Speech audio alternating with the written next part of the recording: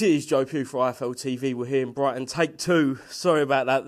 It was not recording. Will, luckily we only done about, a minute or so. But yeah, we're in Brighton.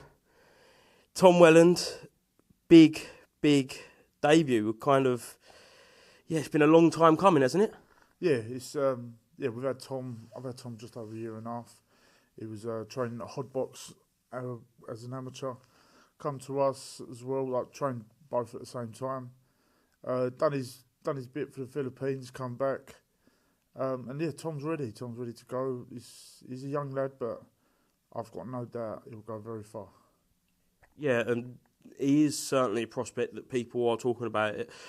People who know the amateur scene think that his style will suit better to pros. Got that bit of Philippine backing. Could he be a star for the future? He can, as long as he stays grounded and focuses on the sport. Tom can go as far as he wants. He's just got to listen to his manager, listen to me, listen to his promoters, and Tom can honestly. I feel he can go as far as he likes. Listen, I think after tomorrow's performance, everyone will know who Tom Welland is as well. How old are you? 19, yeah? How important is it for someone with that much talent and that much potential to listen to the likes of yourselves, Lee, and people who have only got their best interest at heart? It is important. Obviously, listen, they'll get to the point where, Tom's doing interviews and that now, so that it will get to him a bit. It will get to him. He'll feel like a young star, but it just needs to. It's all part of it. He needs to just remember, stay grounded, stay focused, keep doing what you're doing. It's the first one in, last one out all the time. As long as he maintains that, he'll do well. I've been there for some of the explosive spars with big names. He was saying about Bellew the other day, he wants him within 5 fights. I think you may have to put the leash on him a little bit there because we do know what Bellew holds. But is that just a sign of his intentions in the sport and what he's got? Yeah, you can see with that interview with yourself, it's just young excitement talking then. His eyes are set on the top already.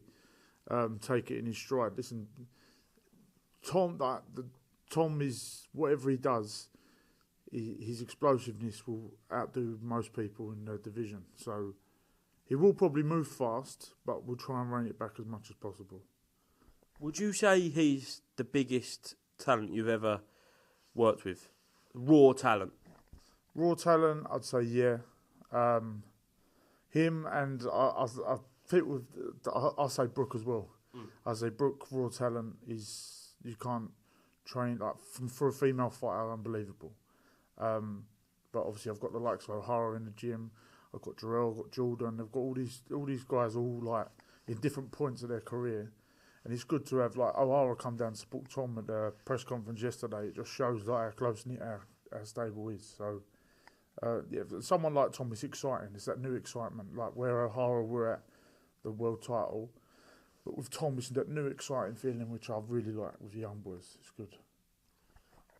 This past year's been a little bit of a turnover year for yourself. You've had a lot of faces come out of the gym and a lot of new faces come into the gym. Would you say this is kind of the second phase of your pro boxing trainership, if you like, because you are still relatively new to the scene, but yeah, it's been a bit of a change. Yeah, I've had people come in the door, people go. The people that go, the relationship's still strong. There's still friends. There's no ill will when people leave, and people have come in. But it's just all learning. I as far as I've come and as well as he's gone, I'm still very green. I still hold my hands up and ask questions to other coaches. I'm constantly talking to other coaches, like a good mentor like Al Smith, Al Wilkie, Adam Hart, Jamie, my old coaches like them. You learn off everyone. Even Kev Lilly, I talked to Kev Lilly about a few things as well.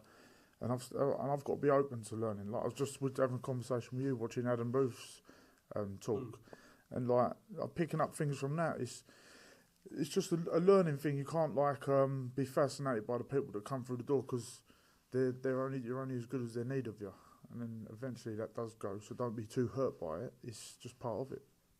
Do you think you're a little bit different in the respect that you are moving into MMA training, so you're adding another kind of string to your bow in that respect? Yeah, I grew up on K1 kickboxing, helped Muay Thai fighters, K1 fighters.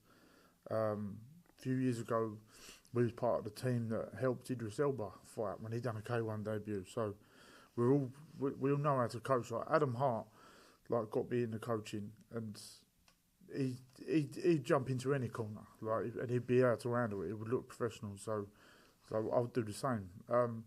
MMA is new to me, but I've been doing training with a young MMA fighter, Riri Hudson, and listen, she's good, got great hands. I'd love her to go amateur as an amateur boxer, but she's pro MMA, making her debut this weekend as well, and I can only help as much as I can boxing wise, and it's a little bit different from teaching a stand-up fighter full time, but you have to adapt and adjust, but it works.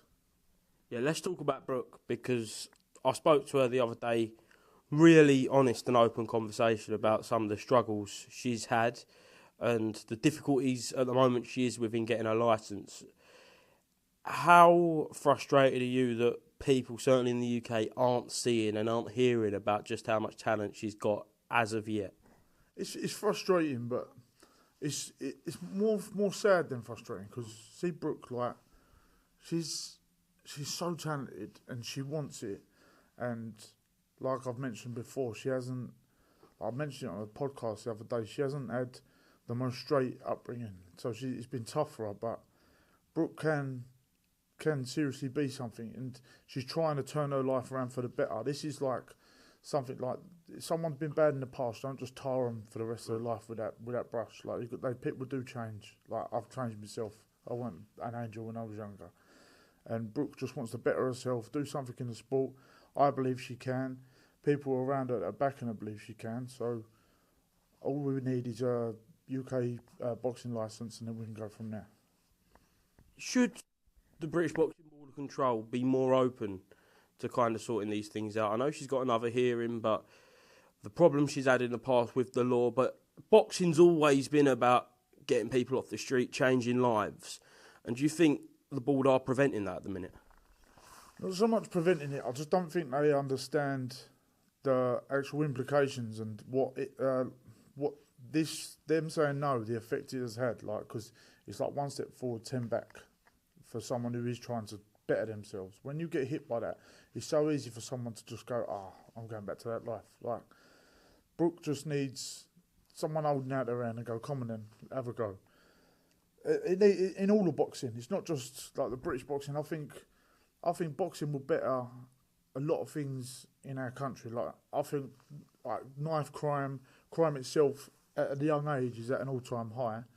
I think make boxing part of the curriculum. Make it a choice in PE.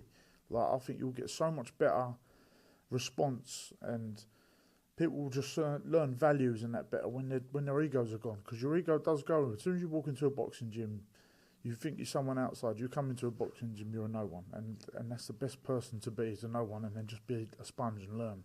And I think it would do everyone, especially our country, a favour if we got it into colleges, schools, and made it a curriculum, make it educational. Like, that's the reason I've turned my gym amateur. I want to help people in my community get into boxing. How sad is it when we see, like only last week, we was talking about it last night at the NABC finals at 5-Star Gym, kind of we're seeing young fighters having to not fight because things are kicking off in the crowd, knives are being shown, crutches are being shown, people are being seriously hurt, and it's kind of disrespecting all the work that these amateurs are putting in. It's sad to see. Like, that's not nothing to do with the people who held the show, nothing to do with the fighters. It was just bad crowds. But like, the people who run the gym and that, they're very good people, and they've run a great show. Like, the same people who've done that final run exactly the same boxing show on the Saturday day through to the night. Yeah. And from what I'm hearing, it was a fantastic show, no trouble at all. It's just the crowd sometimes it brings, and we've got to get rid of that. We've got to get rid of that crowd. That's sometimes what like, it's pick and choose who you invite to your fights.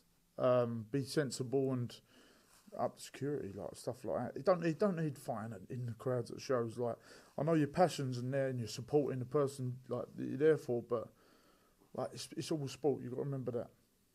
Yeah, let's kind of change tacks a little bit. We'll talk about another kick-off, but a little bit more of a light-hearted one, a little bit of theatrics a few months back now. Thomas Galbraith at the top-tier media day. I know you weren't there, you was just in the gym, but when you saw all of that with Ryan Maycock, then more importantly, really, Angelo Antonio, what was you thinking? I just thought, what was going on? I'm Thomas's coach, and I thought, is he fighting Angelo? Like, I thought, what is going on? But listen, I see that. My instant thing, I don't know if you see, I put a comment on Team Angelo. Like, just joke. You got to light-hearted it. Listen, but listen, they've both got a bit about them. Hopefully that fight happens in the future. But I'm pretty sure they both don't mean it as much as it spilled out of control at the press conference. I'm pretty sure they don't mean it as much as they did. But on December 9th, Thomas has got a really tough fight in Ryan Maycock. Ryan Maycock thinks nobody can beat him over 4 rounds. Thomas has got to really do something special on the 9th of December to get off that win, yeah? Yeah, Thomas has just got to up the pace straight away, get on Ryan. Ryan reckons no one could beat him over 4 rounds. I bet I could beat him over 4 rounds. Thomas just got to put the pressure on him straight away. Listen, Ryan's a clever fighter. Ryan knows how to win a fight, and especially over 4 rounds, definitely. Let's get on to OD then. It's finally officially been announced in America, the Barroso fight. I know I spoke to you last week. You was even starting to get a bit worried. The longer it went on without the official announcement, just how happy are you to get this over the line? WBA interim title. It's not the full world title, but I'm sure that will come. Ohara Davis versus Ishmael Barroso. Yeah, it's like obviously I've told you about my relationship with Ohara since we've been together. We had 2 fights within a year, and then it's been 1 fight a year. And now this is going to be our 2nd fight this year, and it's going to be a good turn. And listen, Ohara will win the world title against Barroso. Not overlooking Barroso. Barroso's a more dangerous opponent than Rowley, I think. I don't think people should write him off because of his age. He's a one-punch, like, pure powerhouse. Like, we've just got to be careful. We've got a game plan set, and it's finally his time. And I said it at the beginning, I was going to be a world champion. He will. It'll be for the interim, but whether Rowley then fights us after or vacates the title is up to him. But it's Ohara's time. You've got to look at Ohara's career. You should get him in, like, and really talk about how he's been from the beginning of his career to now, and then the ups and downs, like the major downs, and now he's up. And I see comments now on OD's videos. I used to see him when I first got with him, and I used to think, he's not liked. But now he's loved. Like, he's a little national treasure, isn't he? Don't know, not yet, mate, but soon come when he gets that world title. But with Ohara, the journey that you've been on with him, I know you weren't there from the start, but as you say, you've really progressed his career, and a lot of what's coming into, hopefully, the glory years will be a lot down to you and the work you've done with Ohara. What does that say about Ohara's psyche? What does that say about him as a person, all the lows, everything he's overcome to carry on, staying in the gym, staying learning? Because since his last fight against Lewis Ritson, he hardly spent any time out of the gym, and he was always waiting for the day. He's there day in, day out, wanting to become a bigger and better fighter. The gym's like home to him. Yeah. Like, mental side, like, boxing, like, after a massive win, it's so easy for a boxer or a talent to go off the rails a bit, like, live carefree. But then Ohara's, like, looked at the long run, and I think Ohara's made them mistakes before, and never going to make them again. And now he's focused. He's more focused than ever. It's just little things with me and him. I think our relationship's a massive thing. We've got Junior Sabre, a very close friend of Ohara that works with us, training him. Like, massive credit coming into the gym. I really, really rate him. Massive help as well with Ohara. Got Ian Chedwigan, and everyone does their bit to keep Ohara in line. Even the rest of the stable does. Like, Ohara will turn up, and everyone just sort of keeps each other in check. And Ohara seeing someone as fresh as Tom performing and sparring like he does, it goes, I'm going to up my game again. It makes him work, and that's where they all feed off each other. Like, Ohara and me have had a very good relationship. It was rocky at first when we first got together because we didn't understand each other. Now we've got the understanding, and I know his comforts. I know what he doesn't like. I know when to push him a certain way. I know when not to. it works really well, and he's not only a family member in the gym, he's my family too. He's Melissa, her mum, her dad, they all love him. Well, anyone I think who knows Ohara and been around him, I think knows sometimes he can say some extremely odd things, but that's just Ohara, and I think he doesn't mean anything by it. But that being said, how frustrated do you get when you see Tony Bellew constantly having back and forth with Ohara Davis? And there will always be people, because of his past, who do kind of play on that past. Yeah, like I think if Tony Bellew and Ohara sat down in a room together, had a not punched, had a conversation, they'd actually get on. As much as the back and forth has been, and like I said to you, like what's his fucking problem? Like, and Ohara like going off like he did the other week, but like there is this like I can't think of the word. Like you get this impression of Ohara before you actually meet him. When you do meet him and actually have a conversation with him and understand that sometimes he does say silly things. He doesn't mean to. It's just a lot of said before thought. Like but I honestly think Tony Bellew, have a sit down with Ohara, have a chat, get in a room, knowing no one interrupting, no one else involved. I bet you'd get on with him. I bet you'd leave that room as friends. Just to finish up then, you've got fighters right now at kind of every single level, moving from the debut of Tom Welland on Friday night all the way up to December, Ohara Davis for that WBA interim, which may well turn into the full world title. For you, what is your aspirations? What's your end goal as a trainer? As you say, you're still very green, you're still very early on in your career, but you must have goals, you must have ambitions, and yeah, well, just outlay them, because we was talking about that earlier. Yeah. So, Ohara's win shows the level I'm working towards. I hope it shows. Like, listen, I got a lot of stick getting Ohara. Listen, people work their whole lives to have someone in a world title position in a few fights. They do. I was very, very fortunate to get that. But I hope it opens the doors and shows people that I am very serious about this. This is my life. I study. All I do is learn. I accept everything new. I accept criticism. I just hope it opens doors to avenues from the rest of my stable as well, not only Ohara himself, but just shows that I back myself as a good trainer, but I hope it shows people that, oh yeah, you know what, Will Jones does know what he's on about. Because listen, I'm still new on the scene. I'm not. I'm no fucking Ben Davison. I'm no Shane McGuigan. I'm no Adam Booth, Al Smith. But I'll get there, 100%. Excellent. Well, thank you very much for speaking to IFL TV. We've got to get to the weigh-in. Is your fighter on weight? I hope so. Imagine he's snacked. No, yeah, he's on weight. He'll be all right. He's a professional. Excellent. And Ivy Asia later for you, mate. Ivy Asia. I've been so my missus is coming up to support Tom, but on the way up here on the train, she's found out there's an Ivy Asia up here. So there goes my bank balance. Yeah, I was going to say supporting Tom, but not supporting your bank balance, yeah, mate. Exactly that. Yeah, she's taking the pay packet from Tom and taking me out of it. Excellent, mate. Thank you very much for speaking to IFL TV, and I'll see you soon, mate.